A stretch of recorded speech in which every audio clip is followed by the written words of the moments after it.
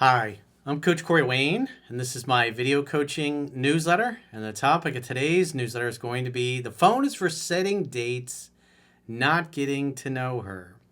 Well, this particular email is from a guy. He claims he's been following me since 2015, which that's like 9 years at this point.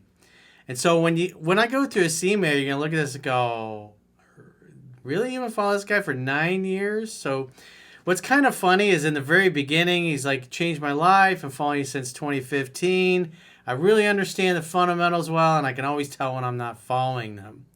However, his whole email is just one big over pursuit of this girl, and he has zero self awareness. He cannot tell that he's over pursuing her. And so what happened was he just started talking and texting pretty much since the day they met and hooked up.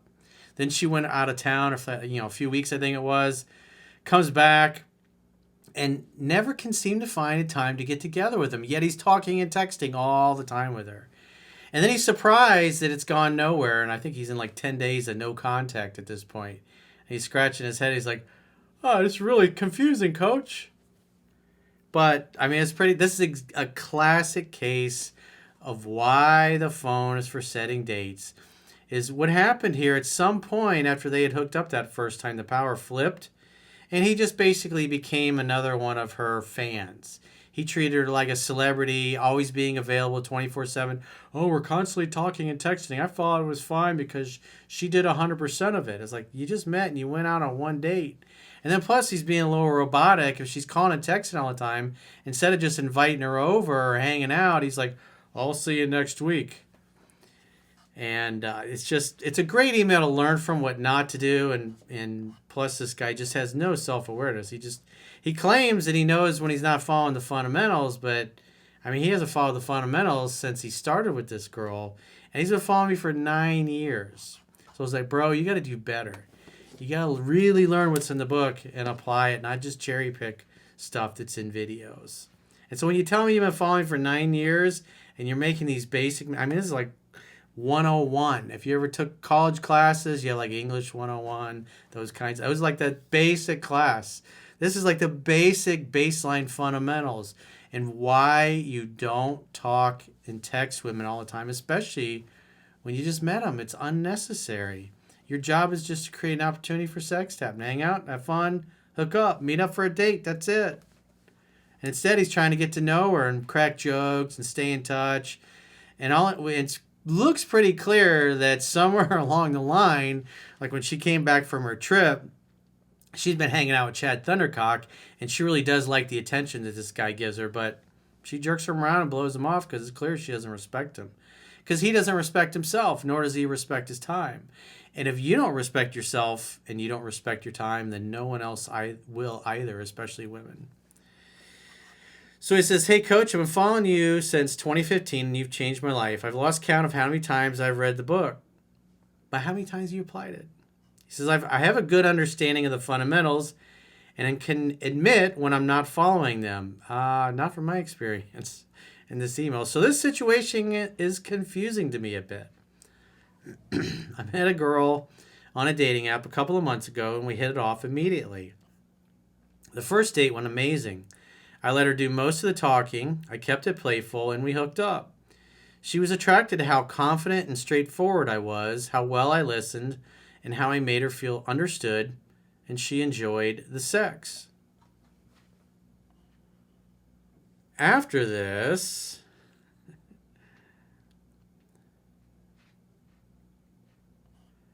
so it sounds like he just hooked up one time, puts her on a pedestal. "This is the one for me. This is the one, coach."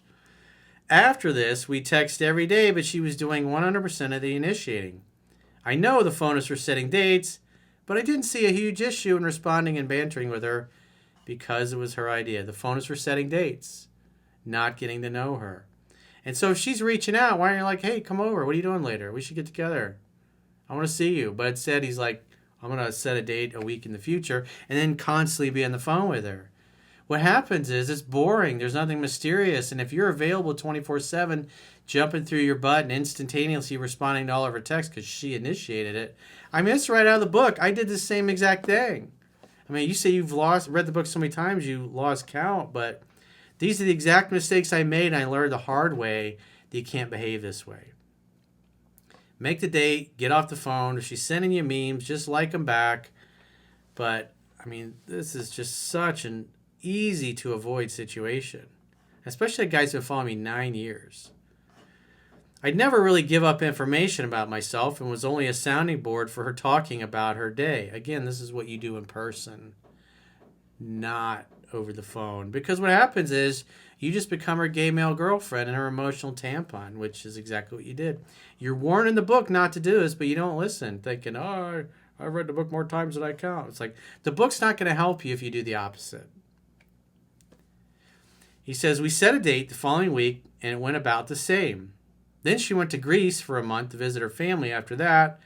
But while she was there, she texted me all the time, and of course, he was available 24/7. So what happens is she gets bored. He says, lots of sexual innuendo, showering me with praise, telling me about her day, etc., etc. Yeah, but at the end of the day, you're not getting together with her in person. If she's away for a month, then I would just maybe once a week do like a FaceTime date or Skype video or some other kind of Zoom call or something where you can stay in touch. When she got home, we set another date, and after that was when everything changed. Everything changed when you started talking and texting her all the time and violating the principles in the book. That's what really happened. You just didn't notice. He says, we hooked up on the third date, but she became evasive afterwards. She'd still reach out every day, but when I tried to make plans, and this is how I know that he was smothering her, despite what he's trying to convince us that he was just following the book. But when I try to make plans, she'd say things like, definite plans stress me out. Or, work life is too busy right now, so I'll have to let you know. Yeah, this just shows she likes the attention you get. You put her on a pedestal. You drooled all over her for all these months. In your mind, you're in an exclusive, serious relationship with her. And in her mind, you're just a guy she fucked a couple of times. That's about it. He's all focused on his interest in her, not paying attention to the fact that they're not getting together in person. And then when they do, she's like, "Ooh, look at the time. Ooh, I gotta go." I do the takeaway and tell her to reach out when her schedule frees up, but she'd still want to text me all the time. It's like, well, you taught her this. The book says don't do it, and you did it anyways. You're like, I'm really confused, coach. Well, you did the opposite of what the book says. This is as predictable as the sun coming up in the east and setting in the west. You didn't have anything else going on in your life. That's what you communicated. You communicated that she was the only girl that you were talking to. Meanwhile, you're probably just one of the dudes that she's getting attention and validation from. She's looking for a man. A man has a purpose and a mission that's busy, not a digital pen pal that's available 24/7 like one of her girls. Or one of her girlfriends, I should say. I'd match and mirror her behavior, and when she noticed my distance, she'd either pursue me more or ask me why I've been distant. After a few weeks of this, she completely opened her availability for me, and we set a date. Yeah, he's like, I must set a date, official date, I must pick her up. If you go out on a date and you hook up with a girl and she's texting you constantly, he's like, make the next date. It doesn't have to be a week in the future. Make a date that week. But again, you trained her that you're available 24/7 and you will jump through your butt at any time to be there for her. He says, I think because she thought I was with another girl when I didn't respond to her text one night. It's like, just imagine if you'd have been a little bit more mysterious and intermittent with your calls and your texts and stuck to the principles in the book. She'd have been crazy for you by now. She canceled that date at the last minute to go into work. Go into work. She'd rather go to work than hang out with you. What does that tell you? Well, this again, I did the same exact things. That's why it's in the book. Don't do this. And after 9 years, you're thinking this is a good idea? Come on, bro. I said, although I understood she's busy, it felt like she was jerking me around a little bit, and that I can't make plans unless they're definite. So you communicated that you were upset with her instead of recognizing and having some self-awareness that, look what you did, dude. She doesn't respect you or your time. That's why she blew you off to go and work, because she didn't want to see you. That's the bottom line. She likes the attention and validation, but it's probably Chad Thundercock who's beating up her pelvis. I think I came across as butthurt, but I was just fed up and wanted her to respect my time. Well, getting angry is not going to do that. She said she respects what I'm saying, but my expectations made her feel a little pressured, which kind of felt like BS. This is what happens. In your mind, you're having this relationship with her, and in reality, you're just a dude that she talks to that gives her attention and validation, while she fucks Chad Thundercock and just can't find time because she's so busy and so stressed out, and life is crazy. She doesn't have time to see you, but she's always got time to text because Chad Thundercock's not doing that. She's like, what's he done? Where's he at? I haven't heard from him. After that conversation, we haven't talked much. She texted me a few days later to check if I was safe during an earthquake. So I sent her a few replies back and asked when she was free. A few replies back. The phone is for setting dates, and he still can't help but have verbal diarrhea on text. He's trying to turn it into a conversation to get her attention. She said she didn't have any days off from work for a while. Oh, I'm so busy. I don't have any days off anytime soon. Huh. Such a mystery. Oy vey.